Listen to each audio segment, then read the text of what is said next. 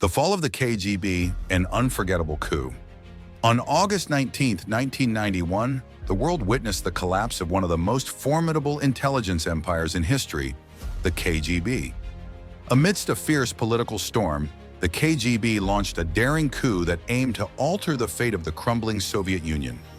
Yet this effort not only failed, but also highlighted the disintegration of one of the most powerful intelligence organizations ever to exist.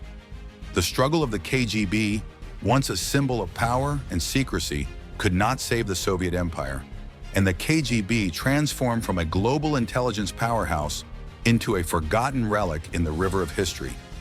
The marks left by the KGB in global intelligence warfare remain unforgettable. The KGB, short for Komitet Gosudarstvennoy Bezopasnosti, Committee for State Security, was the archetype of a global intelligence organization, powerful yet brutally ruthless. Established in 1954, the KGB inherited the roles of its predecessors, such as the Cheka and the NKVD. The Cheka, the KGB's predecessor, was created in 1917 under Lenin's leadership to combat counter-revolutionaries and maintain Bolshevik power. The Cheka performed not only intelligence tasks but also participated in large-scale political purges.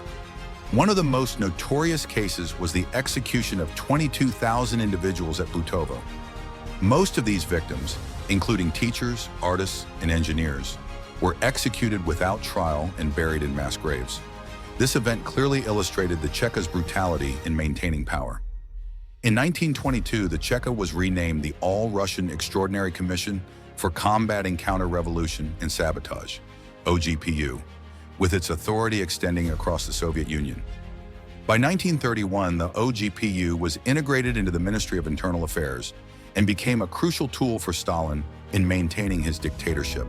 Throughout the 1930s, the OGPU conducted large-scale political purges, condemning millions and seizing the property of suspected counter-revolutionaries. The KGB, established in 1954, took over the functions of the OGPU and the Ministry of Internal Affairs, becoming the principal agency responsible for national security and intelligence. The KGB was renowned for its effectiveness in conducting intelligence and sabotage operations. During the Cold War, the KGB was the main adversary of the Central Intelligence Agency, CIA, and the Federal Bureau of Investigation, FBI.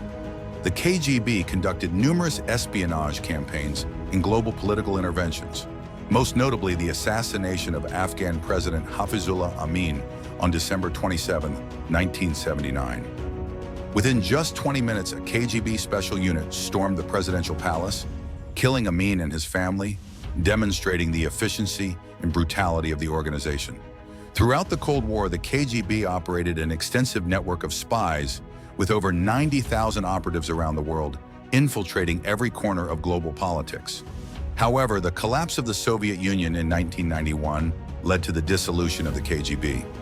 On August 19, 1991, in a desperate attempt to salvage the situation, the KGB initiated a coup that ended in complete failure. The Soviet Union could not be saved, and the KGB was split into various successor organizations.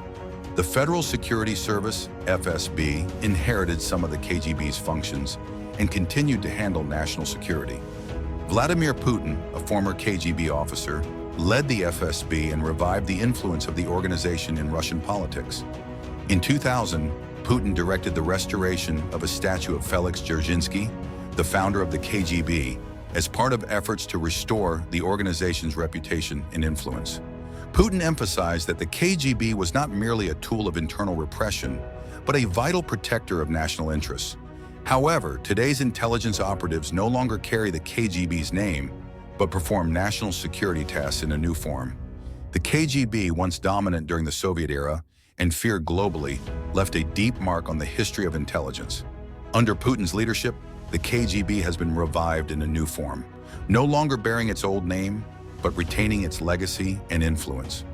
Former KGB leaders and other intelligence agencies have returned to prominent positions in Russian politics, with figures such as Deputy Prime Minister Sergei Ivanov and Director of the Foreign Intelligence Service Sergei Naryshkin.